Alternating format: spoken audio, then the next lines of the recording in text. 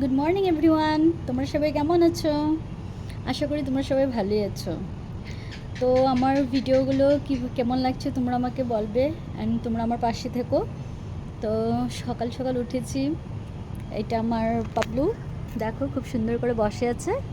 High বলে দাও সোনা, হাই বলে দাও। আজকের দিনটা খুব সুন্দর করেছে, বৃষ্টি দিয়েছে। তো আমি বাকি কাজগুলো করিনি, তোমরা আমার পাশে থেকো।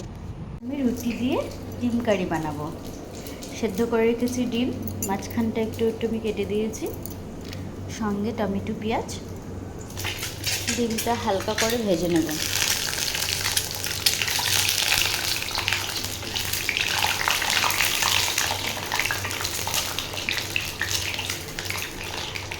সামান্য একটু লালচে লালচে করে ভেজে নেব, সামান্য একটু হালকা করে ফ্রাই করে নেব। এরপর আমি তুলে নেব।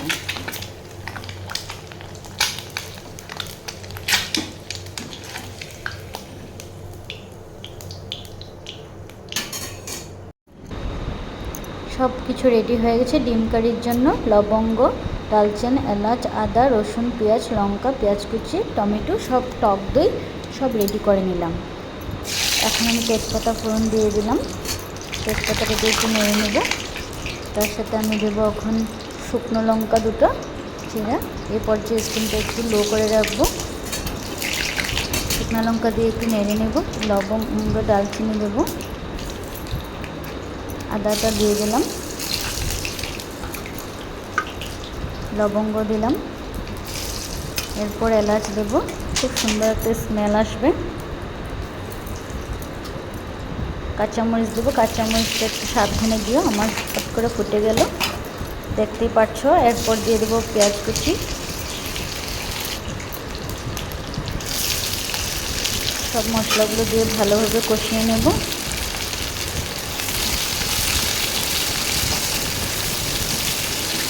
এই পর্যায়ে চুলার স্টিমটা একটু হাই করে রাখবো। দিয়ে দিলাম টমেটো। টমেটো দিয়ে ভালো করে নাড়াচাড়া করে নেব।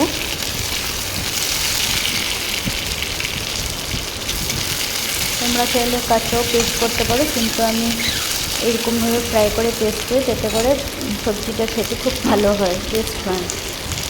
যেহেতু আমি এগ কারি বানাচ্ছি, তাই একটু আলাদাভাবে বানালাম। তোমরা ঘরে নিশ্চয়ই ট্রাই করবে, এভাবেই খুব টেস্টি হবে খেতে। তোমরা দেখতে থাকো, আমার পাশে থেকো। এই মশলাটা এখন আমি মিক্সিতে গ্রাইন্ড করে নেব।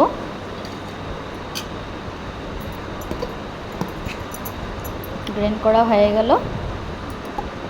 টক দই, মিক্সচার পেস্ট, ডিম সব রেডি হয়ে গেছে। এখন আমি কড়াইতে একটু জিরা ফোড়ন দেব। জিরাটা দিয়ে একটু স্মেল আসা পর্যন্ত ওয়েট করব। তারপর আমি দিয়ে দিব পেস্ট করে রাখা মশলাটা। মশলাটা দিয়ে ভালোভাবে কষিয়ে নেব। তোমরা দেখতেই পাচ্ছ খুব সুন্দরভাবে হচ্ছে।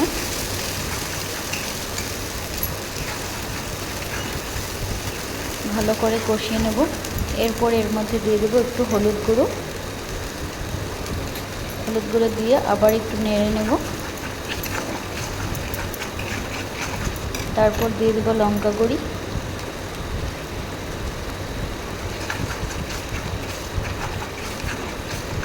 তারপর একটু জিরে গুঁড়ি দেব, একটু ধনে গুঁড়ি।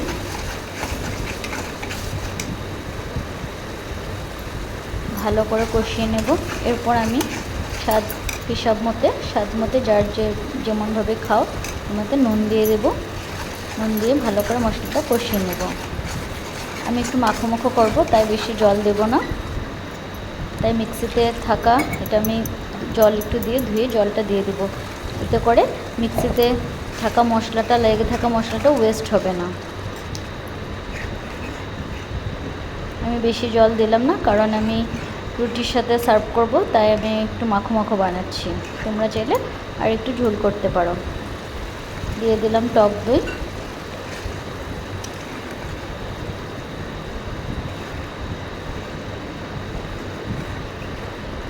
টক দই দিয়ে ভালো করে নেড়ে নেব।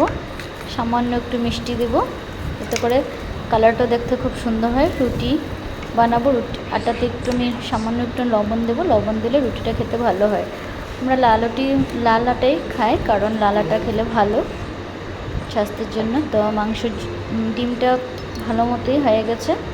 এর মধ্যে আমি একটু গরম মশলা, একটু মিট মশলা, সর্বশেষে একটু ঘি দেব। তোমরা চাইলে ঘিটা স্কিপও করতে পারো। দেখতেই পাচ্ছ খুব সুন্দর মাখো মাখো হয়েছে, খুব সুন্দর একটা স্মেল এসেছে।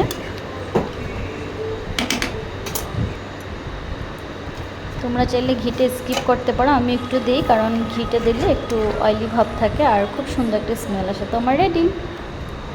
খুব গরম লাগছে। ফাইনালি আমার রান্না কমপ্লিট হয়ে গেছে। তোমরা কে কোথা থেকে দেখছো আমাকে কমেন্ট করে জানাবে, তাহলে তো আমি বুঝতে পারবো যে তোমরা আমার ভিডিও দেখছো কি না। আর আমার রান্না কমপ্লিট, তো তোমরা সবাই চলে এসো।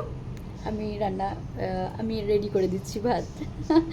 ঠিক আছে, তো টাটা বাই বাই। আমার পাশে থেকো, and like, comment, subscribe. Tata.